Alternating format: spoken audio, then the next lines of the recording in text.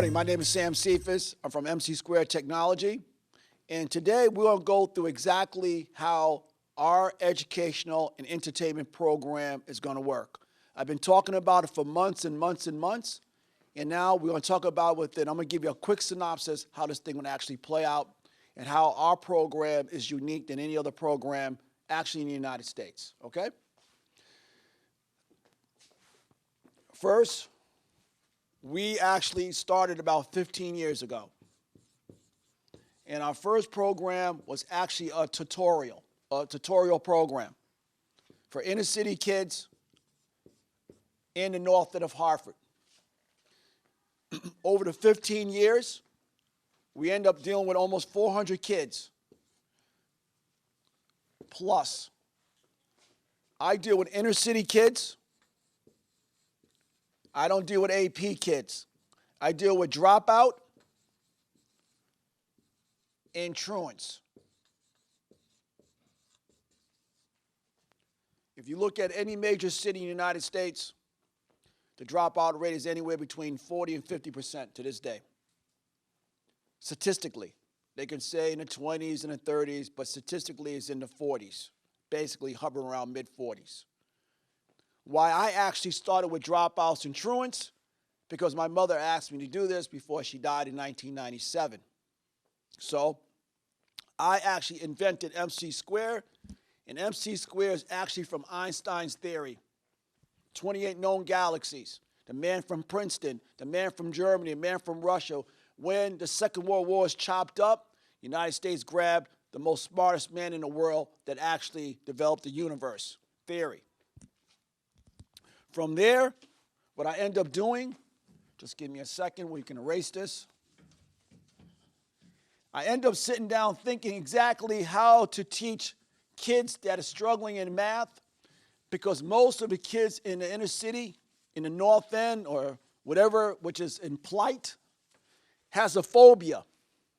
So what I end up doing, I end up taking something like the word, you call it competition.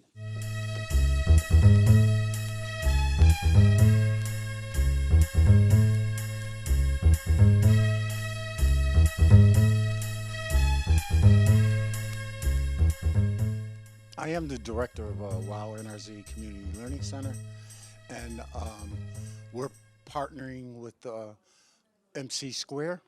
It's a program that we want to bring in. We're trying to raise funds so that we can bring in at least 20 to 40 8th graders to 9th graders to enhance their science and math skills. And also we have an arts component. The high school program would run from Monday, Tuesday, and Wednesday, 3 to about 6:30. And we'll have an elementary component where they will come in Thursday and Friday from 3 to 6:30. And on Saturdays, we will have a workshop. The workshop will deal more with the arts component. We're here today to plan the program and also brainstorm and try to get sponsorships. We want to do a fundraiser July 27th to help support the program.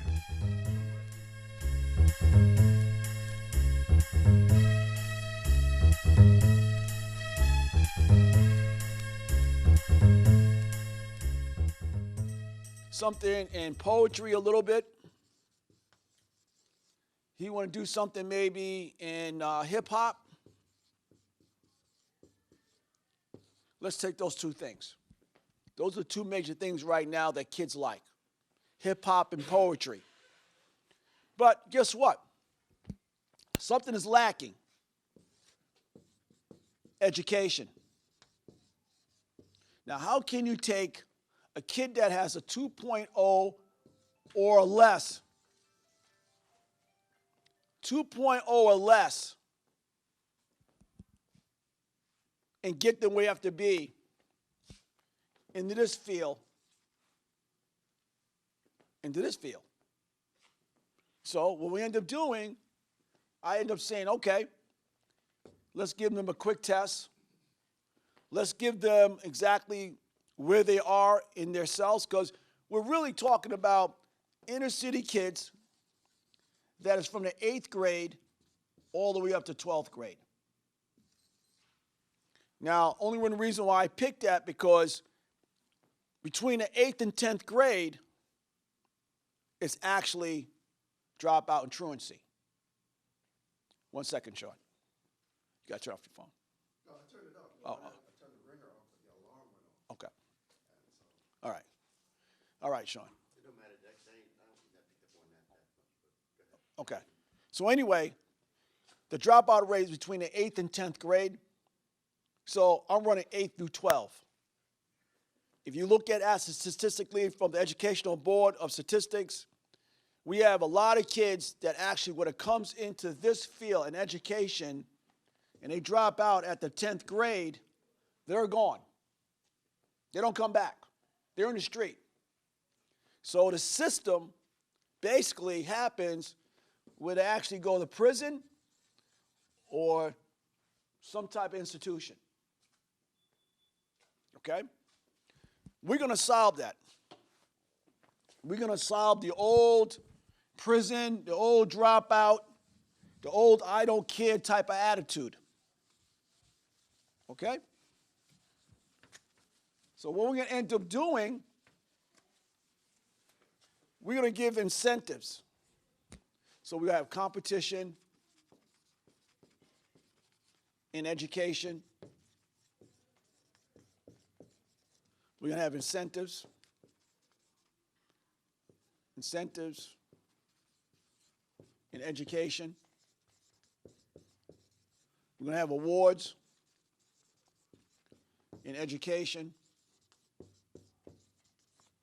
So what we end up doing at MC Square, we're going to take an after-school program, which I should have said in the beginning,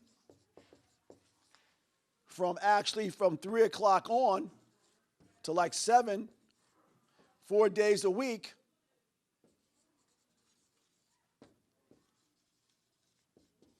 And we're going to teach them the 3 R's, reading, writing, arithmetic, with some competition involved with awards and scholarships.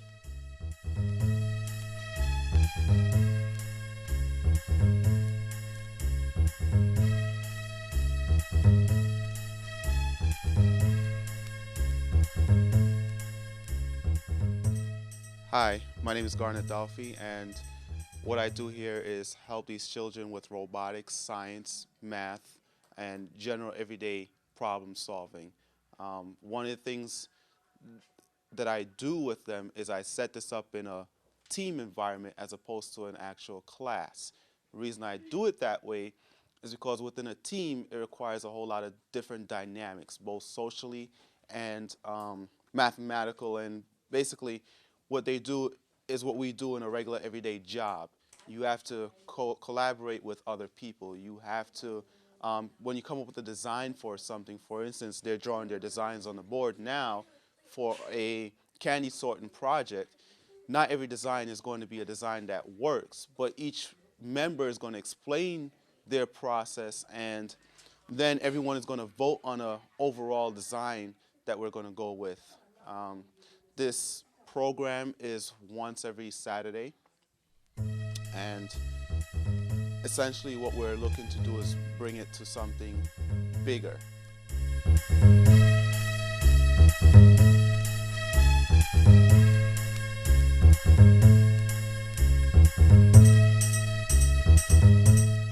After a certain amount of time, we're going to end up having kids over 4 years, because it's a 4-year pilot,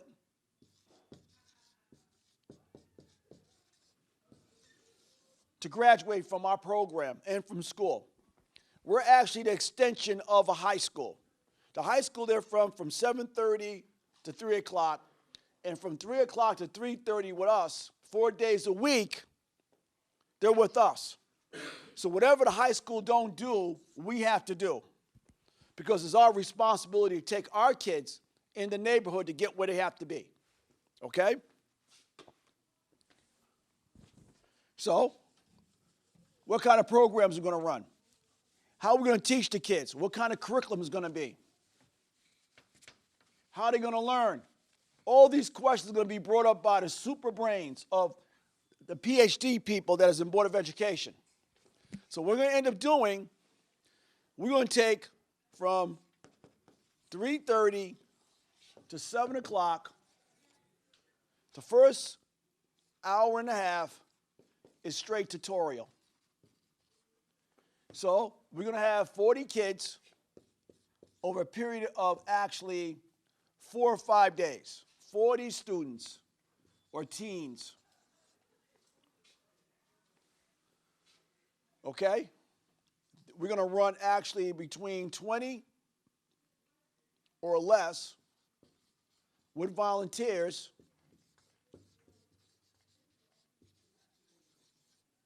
Tutors. It's probably going to be 20 or less. What I'm going to end up doing, we're going to take some college kids.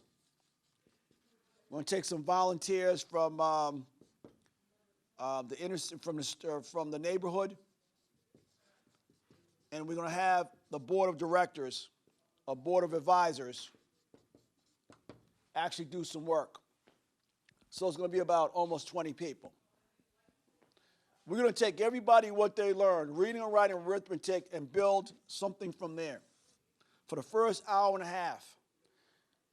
The next half an hour after that, say from 3:30 to 4:45, from 4:45 to a little bit after 5 o'clock, is going to be food, real food, no junk food, because most of the kids that's coming in here don't have a real balanced life of food, nutrition. And from say 5:15 to 6:30, we're going to run a financial literacy program. Now, what is that all about?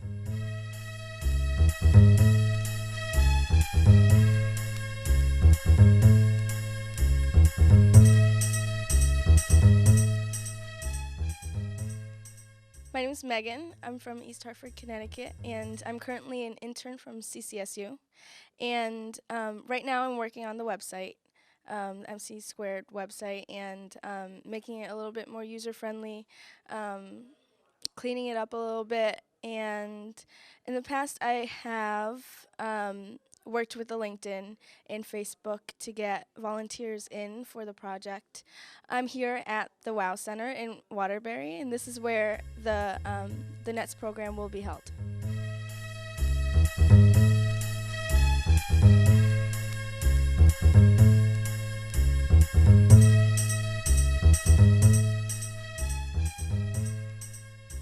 What does MC Square have over everybody else in the United States? Why did he tell 6,000 people on LinkedIn and Facebook that he has the best program from Dover? Let's name it. Key elements of MC Square. 1, we're going to have instructors from colleges and universities. Number 2, the best tutors from colleges and universities. 3, we have the best corporate leaders in financial literacy. That's what we do best. Number 4, we have the best mentors.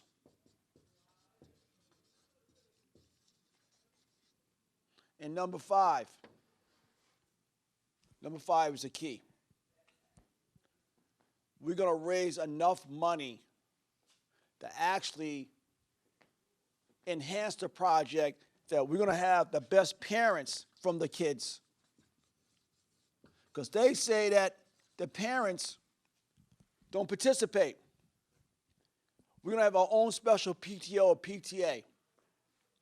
Every child we have, we're rejecting 40 kids. It's going to have 40 parents.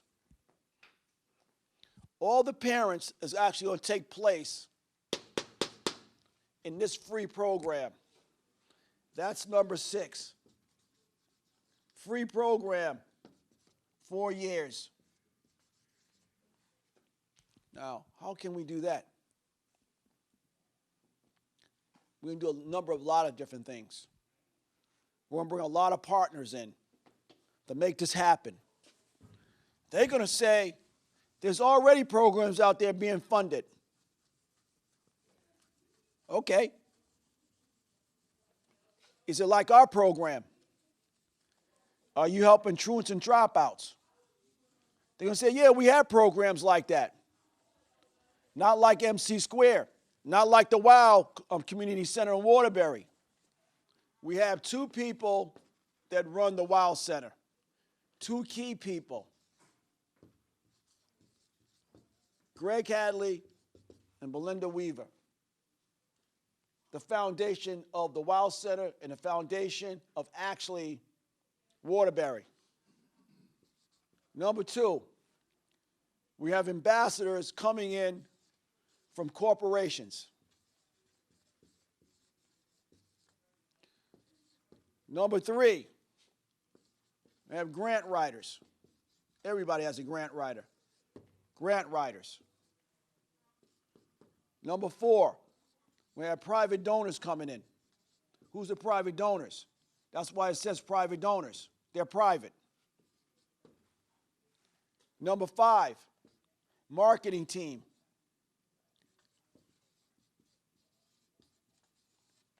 We have about 4 people on our marketing team right now.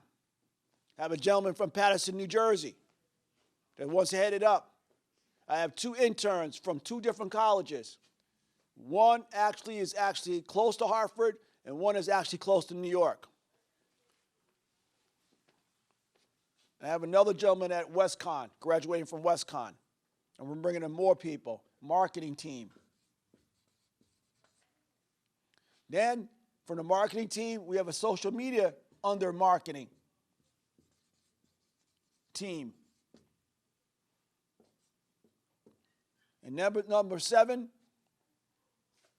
they got me, Sam Cephas. That we're going to go knock on some doors.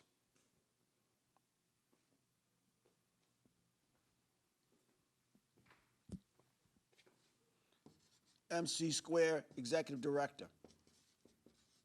Number 8, I have a guy named Peter Higgins, Pro-Am League. Who do we deal with? Inner city kids, over 10 years. We're dealing with actually sports, but education. Who doesn't know? Pretty much everybody in the sports arena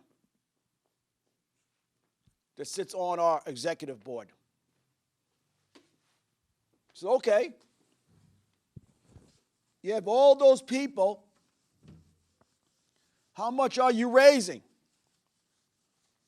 How much are we raising? If you actually multiply 40 kids plus the summer over 4 years, you're talking 250, 300 kids. Not if you include, depends how we work the summer. But let's just talk about how much money we're raising. Money raising.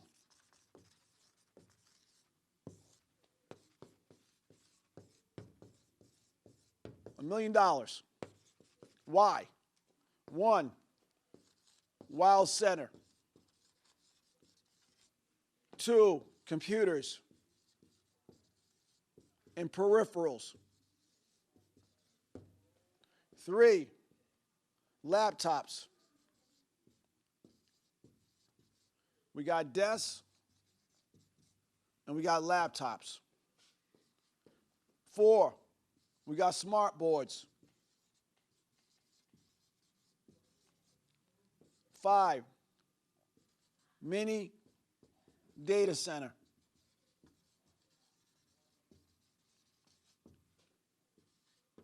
Number 6, we need an engineer.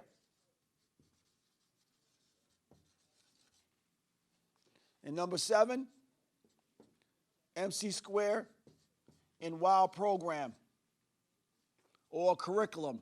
Let's do it that way.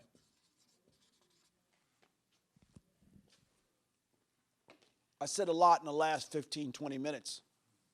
Only one reason why, because this is basically breaking down why we need $1 million. The center been up for over 10 years, and everything eventually need to be updated.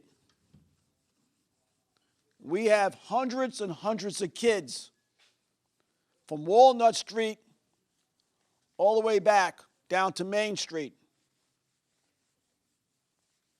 in a 4 or 5 block radius.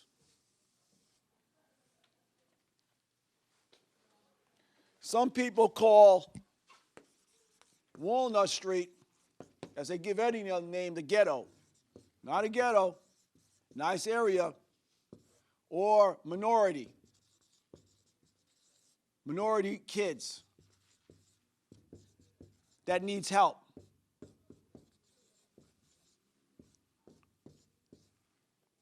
Walnut Street, reflect this, 4, 5 block radius. They say, oh, 4 or 5 block radius, that's not much. It is, depends if you know the area and if you know how Waterbury's set up. They said, what was going to still make your project unique?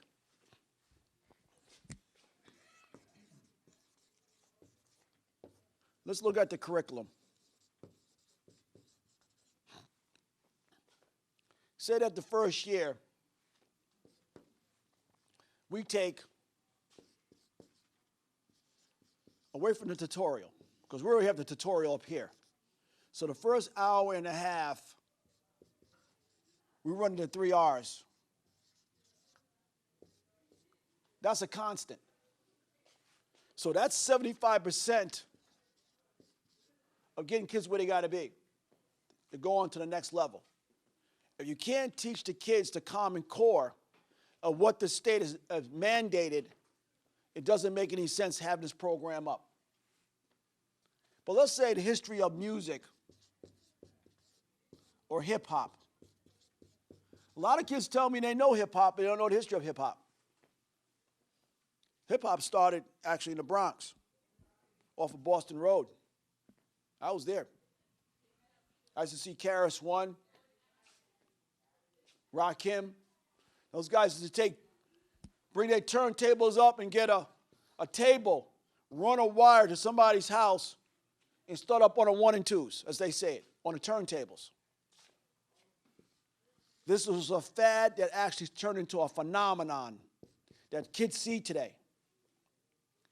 But if you don't know the history or don't know what's going on, to me, you can't succeed, because it really comes back to education. If you love something enough, you can talk about it. I could tell you about 155th and the Rucker playground, Homer Rucker, in 1967-68, how the Rucker started. But if you didn't know that, if you went on Rucker playground, you would say, this is something I saw on TV. But you got to know the history of the whole thing. Secondly, let's take it up a notch. Just say that on Monday, we have the 3 R's, we have the history of music or hip hop, and on Tuesday now, let's talk about something different.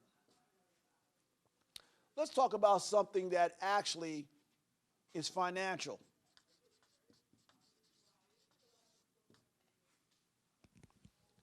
If you're in the music, in the hip hop, how much the whole thing costs? How do you get going? How do you develop a business plan?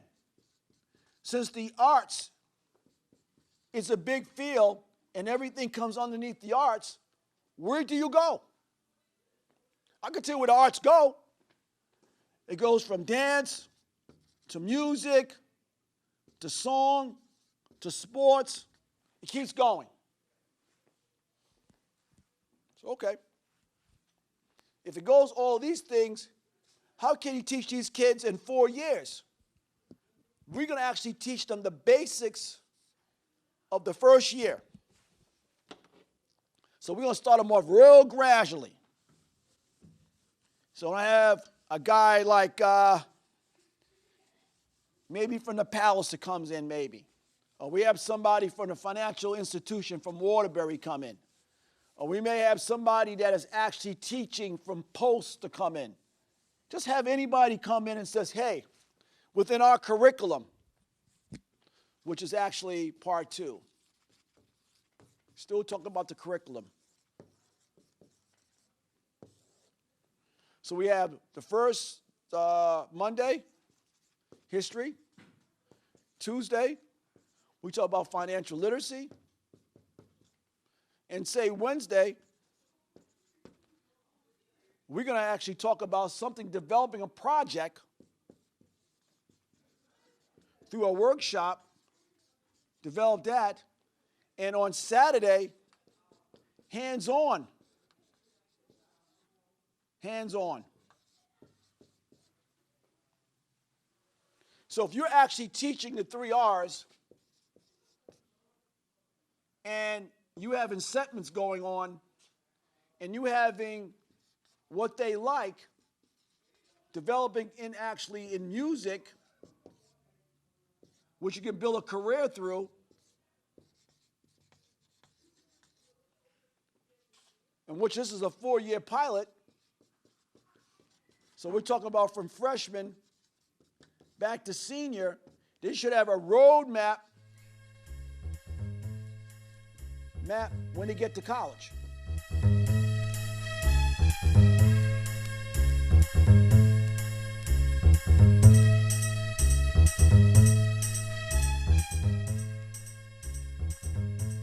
All right, hello everyone. My name is Rashid Bell. I'm a admissions counselor over at Post University. I'm here at MC2 and Wow Center, trying to work with the inner city kids to improve the community and help create a better situation for them and the community as a whole. I'm trying to bring my resources here from Post University to bring tutors, instructors, and really help improve the Wow Center and see what we can really do to make this situation something that the community can be proud of. And we can help not only minority kids, but all kids of every color. So my main goal here is just as a part of as being an educational liaison here and a member of the advisory board is to just be a part of the team and collaborate with everyone to make sure that this becomes something that is bigger than what it is right now. So my background, I'm from Brooklyn, New York, and I grew up in the inner city myself. My mother actually moved us here to Connecticut, and she improved our lives through her hard work, and I feel like this is my way to give back.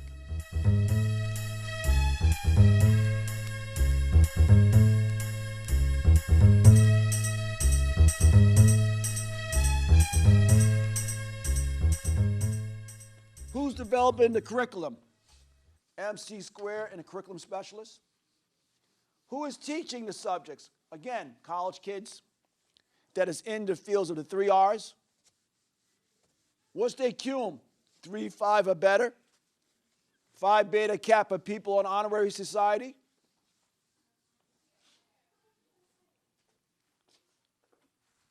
The tutors are 3, 5 or better. That's what their major is. That's what their coursework is.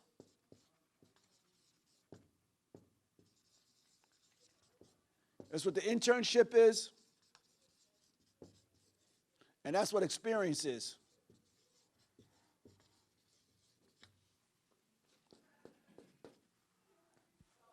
We have 4 different items that we're going to bring in here. I didn't talk about the instructors because the instructors are way up here, master's degree and PhDs. What are the instructors going to be doing? Basically, after the tutorial, they're going to be teaching actually the MC Square and WOW curriculum that is in the arts.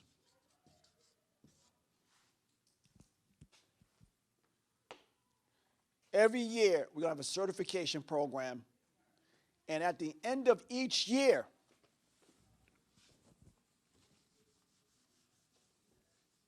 what we're going to have an expo, and then we're going to have these kids show you exactly when June comes of each year.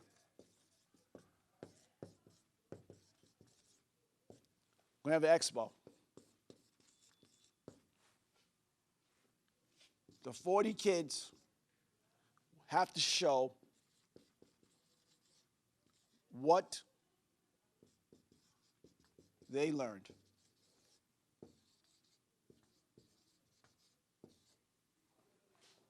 They will be assessed, evaluated, and there's going to be a board of advisors will actually grade each team, each student. At the end of that day, there's going to be some winners. Now, all the kids are going to be a winner because they went all year with us, and they developed something they want to do within the arts, what we're talking about that year. There's going to be prizes. After the 4 years, whoever has the best attendance, whoever has the best record in school, not our after-school program, but regular school, and we'll be checking with parents and actually the teachers at their particular school, they will actually get a scholarship to go to college.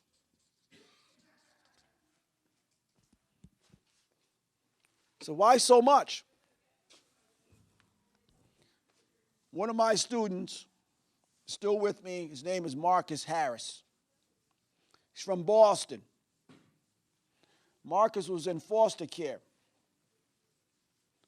Marcus went from foster care to working to going to CCSU.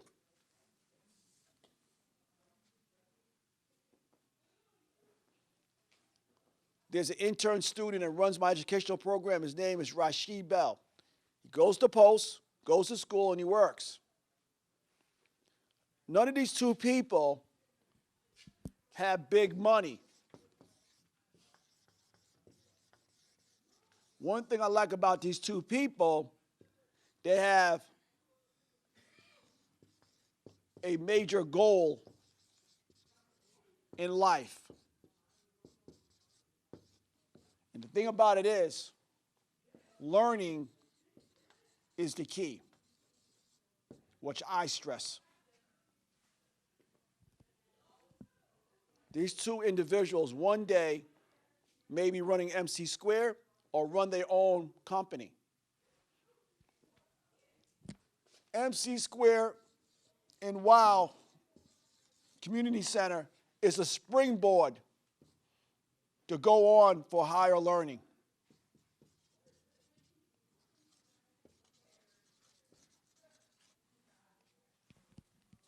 Myself and Mr. Hadley and Mrs. Weaver talk about this.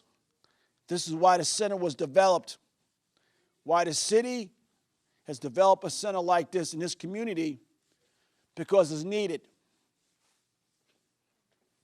Now, let's talk about the next step. Let's talk about just entertainment.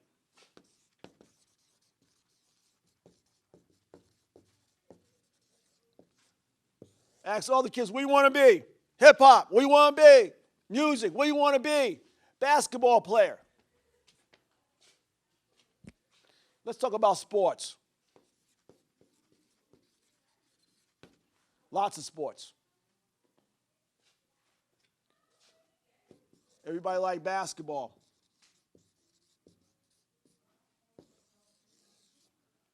At MC Square, how we partner up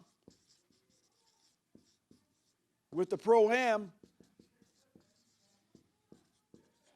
which the Pro-Am is actually college to professional. At MC Square is developmental. We develop the people that they don't want. So maybe a UConn or any other college in the state may overlook. We actually develop them in 4 years to get to where they have to be, if they decide to do that. What we're doing at MC Square on the career basis, and this is what our goal is with these kids in the inner city, is to put them on what they like.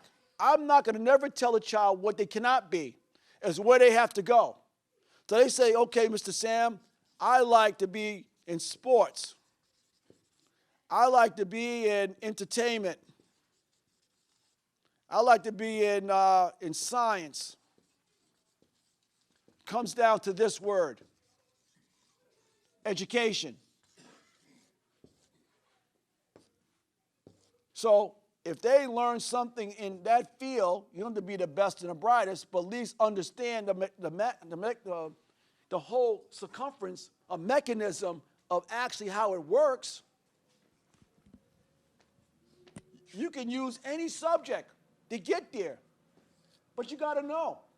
Let's talk about entertainment, since we're building entertainment. Most of the kids don't know how to talk about contracts, negotiation, sales, marketing, business plan. Major thing, how much it costs. And Shark Tank, Mr. Wonderful says, I'm about money. How much you made last year? If he said you only made $2, he says, hey, I'm done with you. You're no good to me. Now, it may sound funny of Shark Tank, but you got real venture capitalists, you know what I'm saying? Angel people like this. They're about money. If you got a good product, if you know what you're doing, you can sell yourself all day and make money. But you got to know what you're doing. And that takes experience through education. When you come through the MC Square and WOW program, you would have 4 years to bring you up to speed. Once we bring other partners in, they could say, okay, you could do this and do that, you could do this and do that, and guess what? These are professional people. They make a living every day of actually making money and developing their program. So when you use actually professional people that have been out there for 20, 30 years, they can tell you the nicks and crannies of what's going on. Why? They have the experience. They've been through the ringer. They've been through what's going on. They see a phony person coming. They know who everybody is. They can tell you, don't do it that way. This is the way to do it. What's going to end up happening, if you start off and say you got a 4-year degree and say that you have zero experience, but you got a degree, you at least can start off with at least $35K. You get a master's degree, that pumps it up to about 55 or 60 with 1 to 3 years of experience. You say you got a PhD, if you want to go that way, and that jumps to almost $95,000 plus. But suppose you say, hey, I want to stay right here, but I don't have to be these guys right here. That means there's going to be a lot of super hard work, and still guess what you got to do? You still got to read, you still got to learn. Who you got to learn from? You got to learn from the best. If you don't learn from the best or learn from somebody that cares, you go nowhere. So you end up being this guy in the middle. Because right now you went general here to college. Now you went here and says, okay, now what I did, I went from a general situation to a segmentation where I'm going to go. So right now you actually define what you want to be and where you're going to go. Some people have 2 master's degrees, working on the 3rd one and still go nowhere because they never really planted in their mind where they wanted to go. Through our program, we're going to make sure that we show everybody this field, entertainment, but the arts is the big cheese of it. Then you got sports. Where you want to go in here? Because the field is this big. Hey, man, you going to be like Calvin Murphy? They used to call him the little big man. He played 15 years at Houston. He's from Connecticut. Calvin Murphy pumped in 40 points a game at Niagara. My brother said, hey, man, we're going to go see the best guy to play up in Niagara. Wayne Jones and them is up there. And Cleve Royce is at Niagara. They were friends of mine, friends of my brother's. I said, all right, let's take a ride. Anywhere my brother went in sports, I went with him. Everybody knew my brother. He up here. I'm down here. I'm a short guy. He said, man, you're going to see a guy do things you never believe. That was Calvin Murphy. To this day, I still talk about Calvin Murphy. But the thing about it is, not too many people can be Calvin Murphy. He was born that way. The Tiger Woods was born that way. The Michael Jordans. Look at a guy that plays for the Yankees, the first baseman. That plays outfield. He leads off. I forget the guy's name, white guy. He said he wanted to be a baseball player. I forget the guy's name. I forget the guy's name that plays for the Yankees that leads off. He plays at right field. They overlooked him. Now he's one of the highest paid players of the Yankees that leads off. Gardner. Thank you, Mr. Hadley. They said he couldn't be a baseball player. He talks about it all the time. Gardner's no joke. He was that desire to be who he wanted to be. They're going to say, hey, man, you can't get there. You can't do this, that, whatever. They'll overlook you. A couple of things that actually is the deterrent to kids is actually peer-to-peer pressure. You're not dressed the right way. You don't have the right sneakers on. You don't have the look with the girls and all this other stuff. That's inner city kids. You can't fight. I tell everybody, I'm not as big as Rod and Steven and everybody, but I got 2 brothers, you can't touch me. My brother said, hey, man, I want to play this game. You're going to be the shortest guy on the court. Make sure I don't mess up. Well, I got my money on this. Because when you play basketball in New York, you got to play for real. So I like the Jazz. I like competition. When the thing comes down, what can you do with 3 seconds left in the game? What can you do? So I get amped up for this. So when I sit down and watch UCLA or somebody, I'm screaming and hollering at the TV. Everybody say, calm down. What can you do? Who's the man you're going to give the ball to? Who are you going to do in entertainment that somebody come up and say, hey, just like 4 kids I took 5 years ago, they was in New York at Jacob Javits Center. And I said, okay, you got New Jersey, you got New York, you got Boston. You got 3 minutes to go bust a lyric. You know what they did? They froze. And they laughed them off the stage at the Jacob Javits. True story. When we went back on the train, they said, oh, Mr. said we should do this, that, whatever. I said, you had 3 minutes. Said, DJ, spin it. I spent $500-something to take 4 knucklehead kids, and I was laughing on the train. I says, now you have to perfect your feel. You have to perfect your tune. You have to perfect everything you got to do. Because next time, they're going to look at you and they says, hey, these guys are no good. That's why at MC Square, we run competitive stuff. We make kids do what they don't want to do.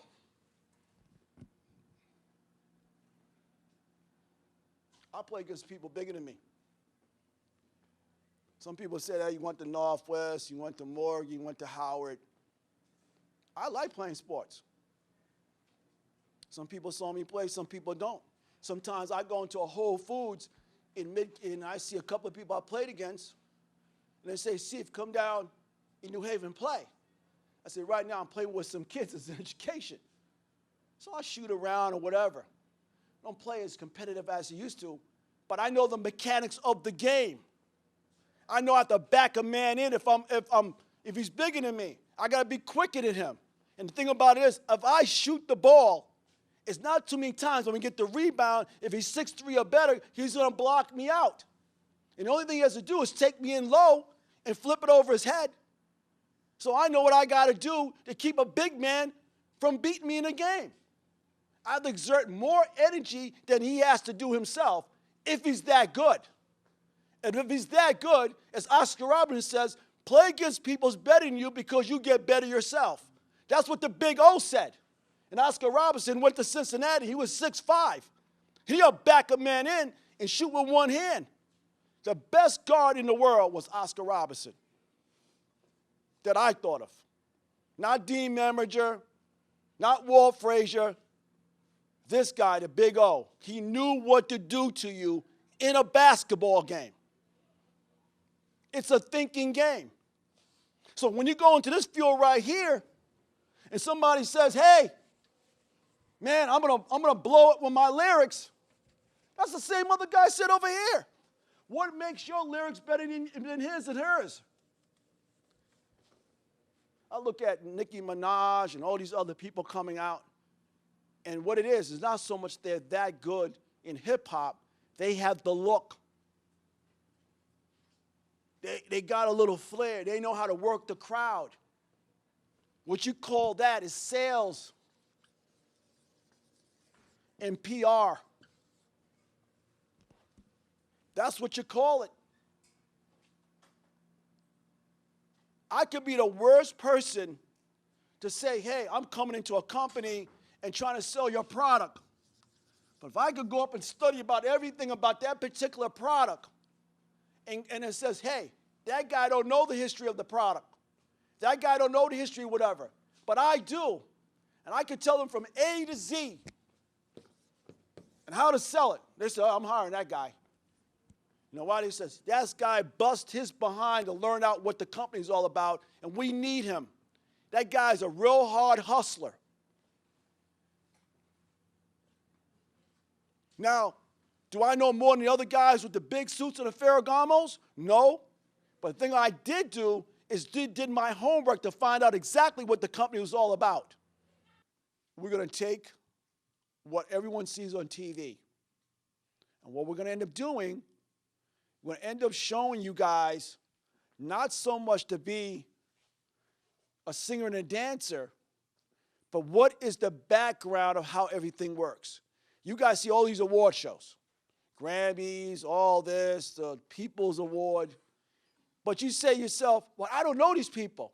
I see Beyonce, I see, all these other folks, 2 Chainz, all these, but they don't make the real money.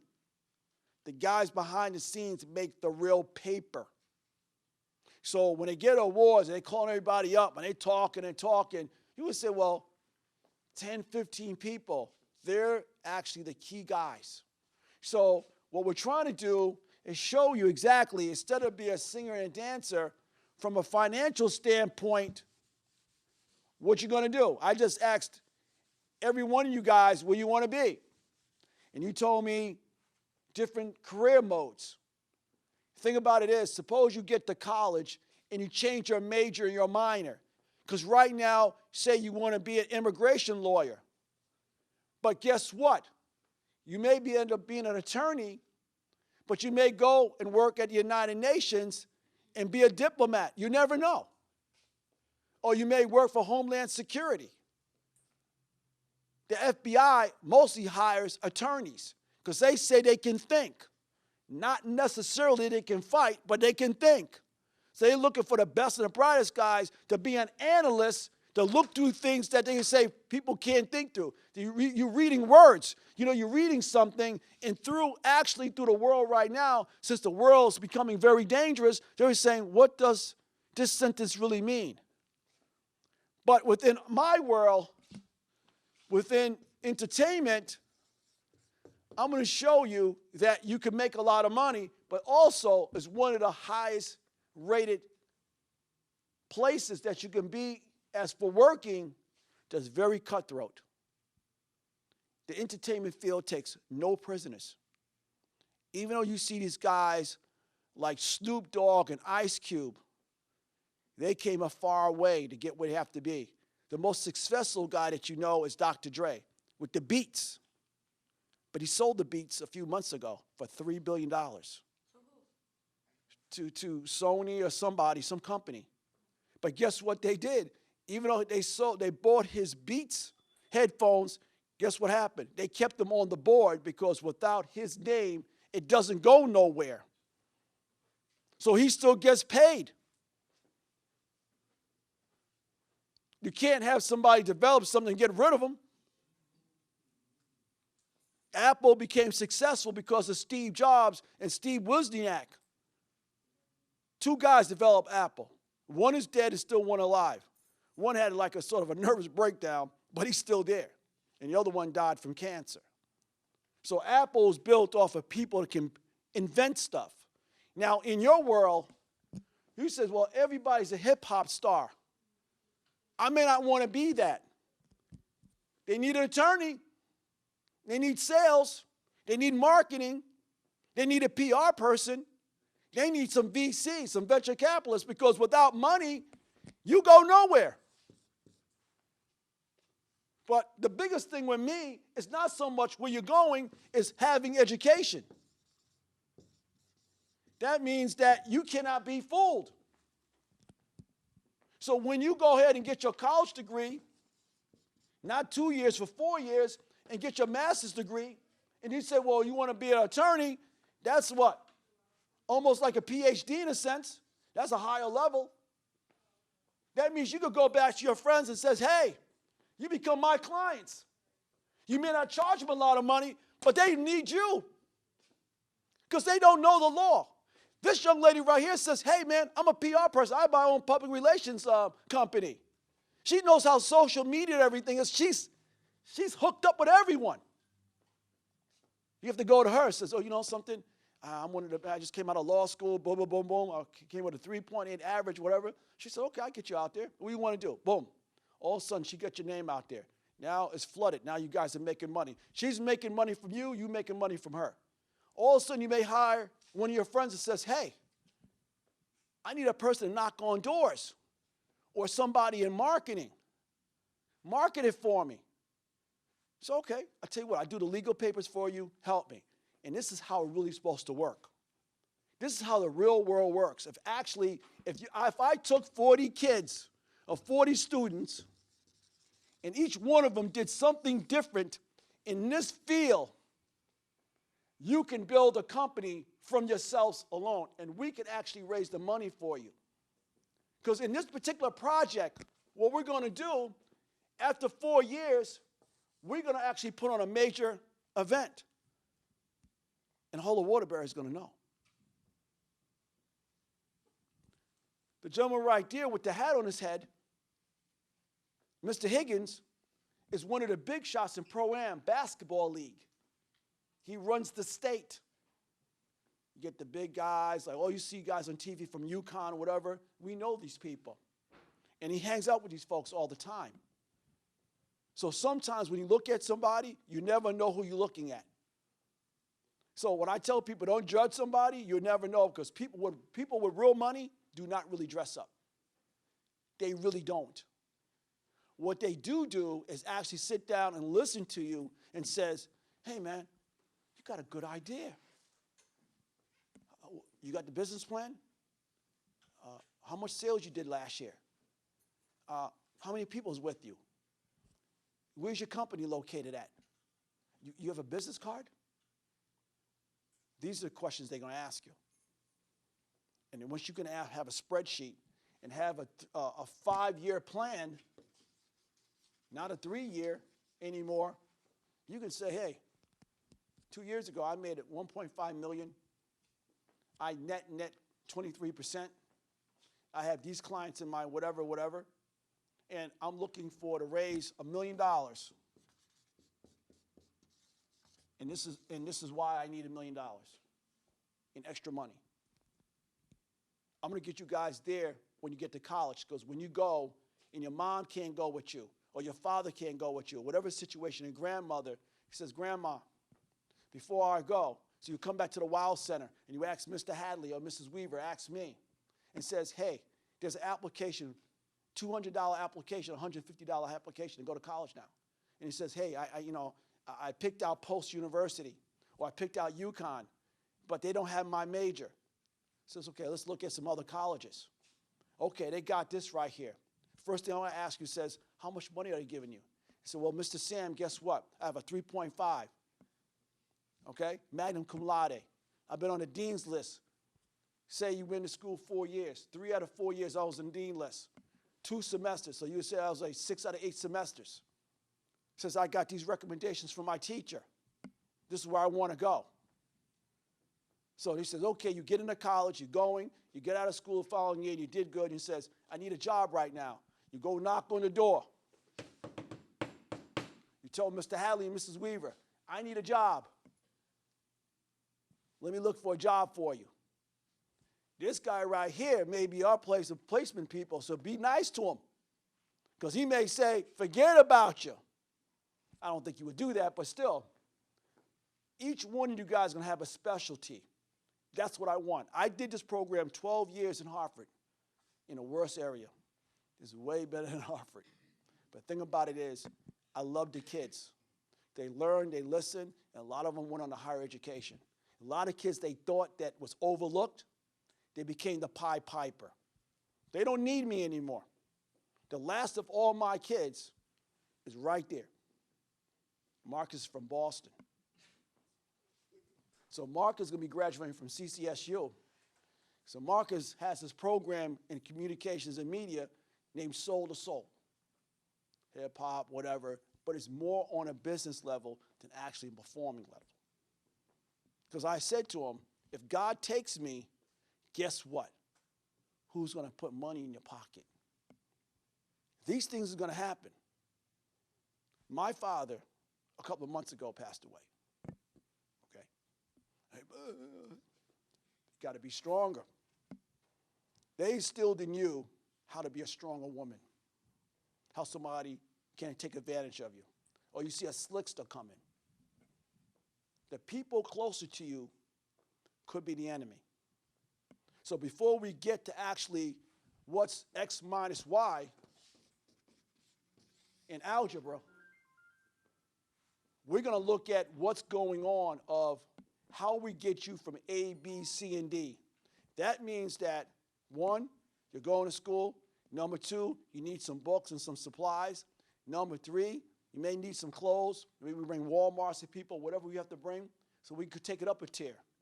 Then as the thing starts to grow, you guys are knocking the doors. You're going to go tell Macy's and Nordstrom's. You're going to say, hey, man, I'm looking for the $300 shoes so we can start tipping out there looking good. So we're going to knock on there and get our hair done by the hairdressers. And all of a sudden, you know what you're going to tell me every semester? Mr. Sam, I got an A average. That's all I want. Guys doing good, don't get caught up in drugs or that foolishness. You guys hang out with me for the rest of your lives. Where you want to live in Connecticut, or do you want to live, period? If you have enough money in your pocket? New Jersey. New Jersey. Where in New Jersey?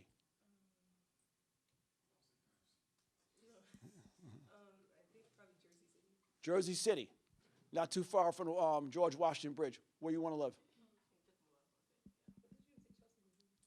Where you want to live? Jersey City, too. Everybody moving to Jersey City, all right? And matter of fact, Jersey City, 20 years ago, wasn't looking like it is now. Trust me when I tell you.